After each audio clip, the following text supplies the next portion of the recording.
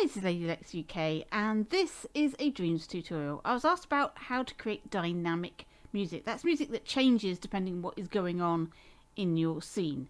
In order to demonstrate this, I've got myself a microchip here, and inside I've picked a piece of medium molecule music, alt folk vignette. Here it is, folk vignette. I'll play it. You might find this familiar. It's just a really relaxing, light little piece of music. Sort of countryside and nice walking sim music. It's good for that sort of thing. Okay, so there's that. Now, if you're creating a piece of music that's got some sort of dynamics in it, so that it changes and turns. You'll probably not be using a piece of medium molecule music. You'll be doing your own. But I'll just demonstrate using the sound. So if you're in here, you go into sound mode. I'm going to demonstrate music clips. We're going to look at beats. So if I go to music clips here, click on beats, and we'll put in a beat. Maybe that one. Let's see what that sounds like. We'll put that in. Just make sure that it's high volume, and let's see what it sounds like now. Put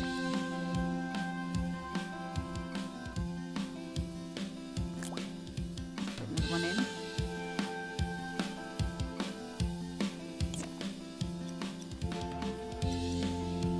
That's a little bit more dynamic. Okay, so what we want to do is have that beat, that drum beat, only come in at certain points. So, whoops, I won't close it. What I'll do is I'll do L1 and square to open up the menu for that drum beat, and then I'll come out of that mode and go into animate and pick a keyframe, stick my keyframe in there, and I'll turn that off and then turn it on again, and then press record, and then I'll turn this off. So when I put the music on now, it's just the ordinary music without the beat. And this keyframe will turn it on. So I'm going to need a method of turning it on, just to make it easy for myself for this demonstration. I'm just going to put a little trigger zone down.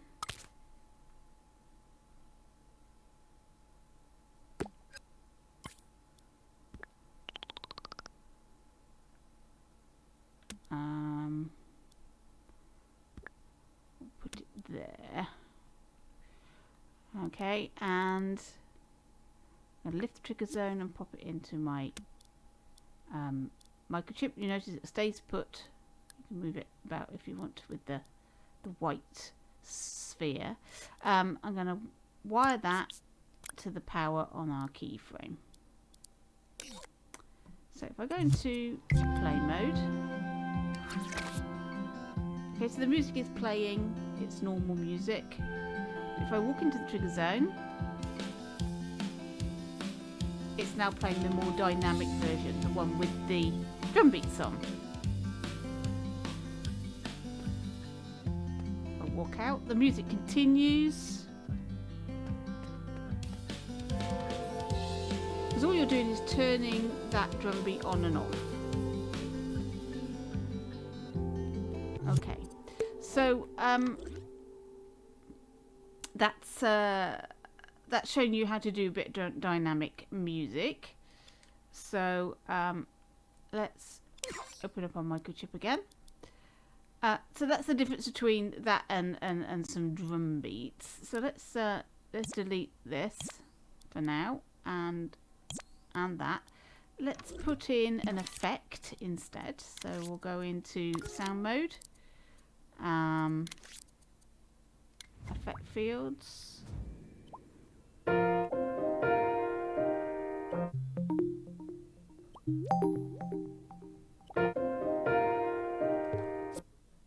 Let's put that in. So that's a reverb, so echoey sound. And we'll put that in our entire music here. And we're going to do the same thing again. So I'm going to open that up. And I'm going to come out of here, go into animation, look down on my keyframe, turn off, turn on, then turn the whole thing off. Okay, so that keyframe is then going to set off this reverb. I've got a cave here, so what I'm going to do now is I'm going to put down a trigger zone, and I'm going to make this a thin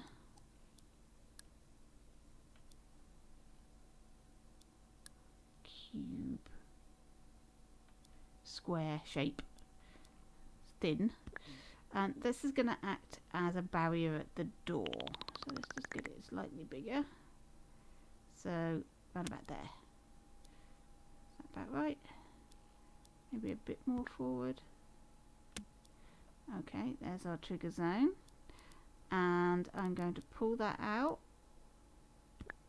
and put that in my microchip, and I'm going to copy it. I'm going to copy the, let's take that trigger zone down. I'm going to copy it,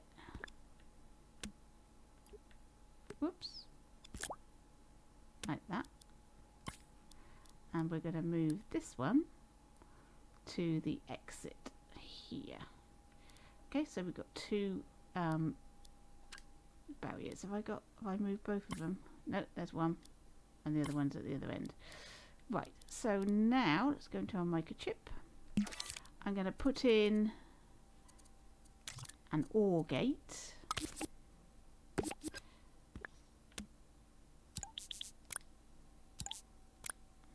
And then I'm going to put in a signal manipulator.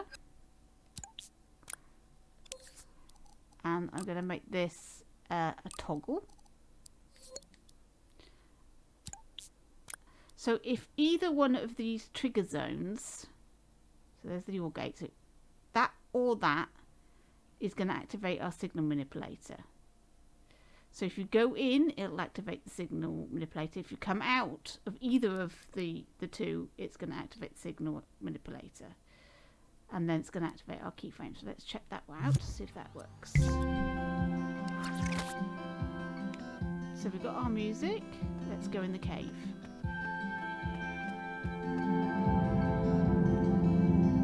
So we've got that lovely echoey noise.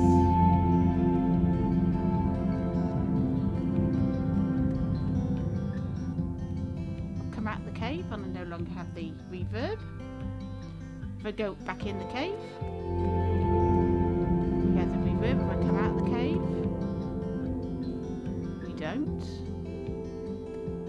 Go back in the cave and come out here, and we don't have the reverb anymore.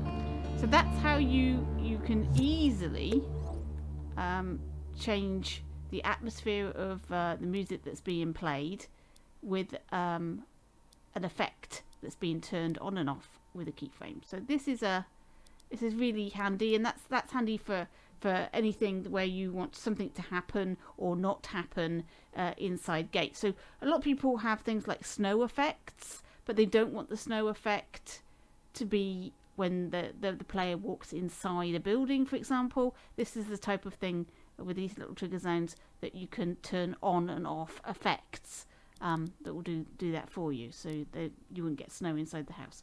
So that's just an added extra there.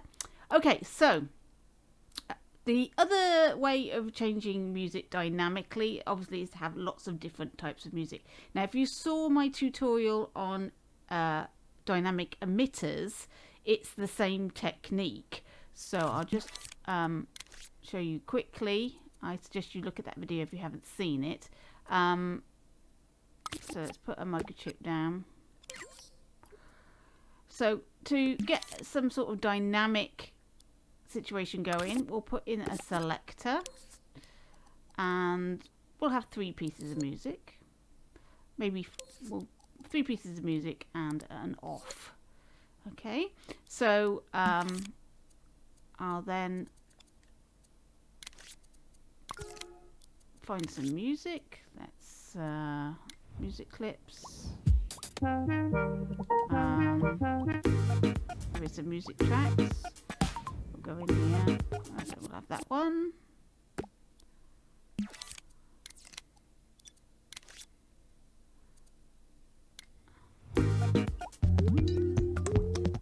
And that one.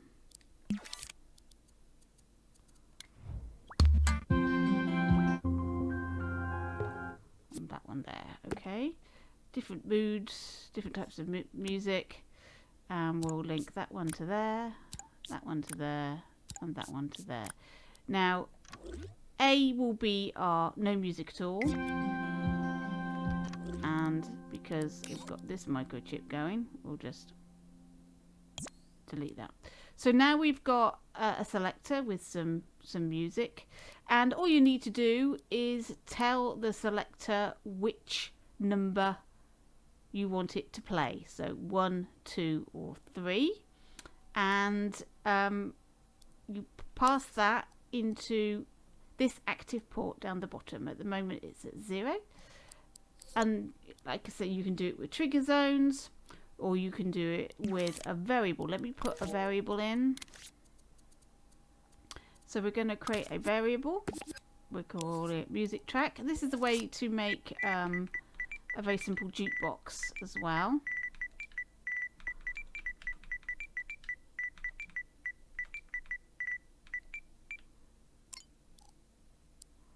Okay, so there's our music track there, and that is fed into active port. So both are 0 at the moment.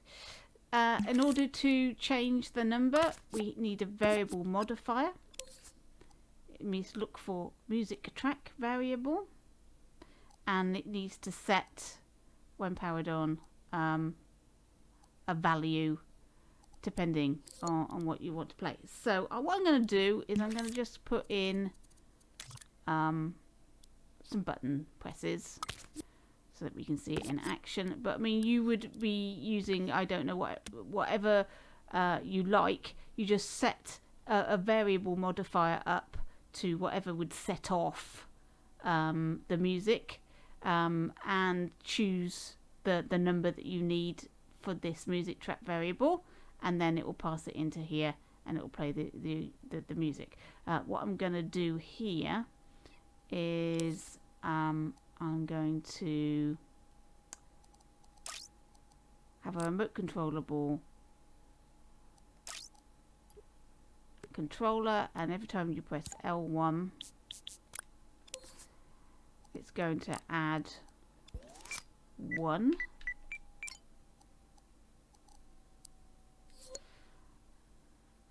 And what we want is, if it goes to E, we'll just put there, it goes to A. Now what should happen now is that will then set our variable. Let's do that. So that sets it back to 0. That should work. Okay, so press L1. It goes to the first piece of music,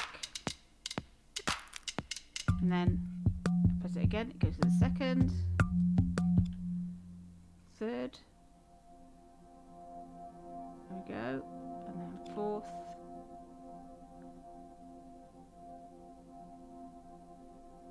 Should have no music, but it's not doing that. Why is that playing? Oh, it's just a long note. Okay. That's alright then. And you notice it's gone back to 0. Now we're back to 1. So okay, so we've got a looping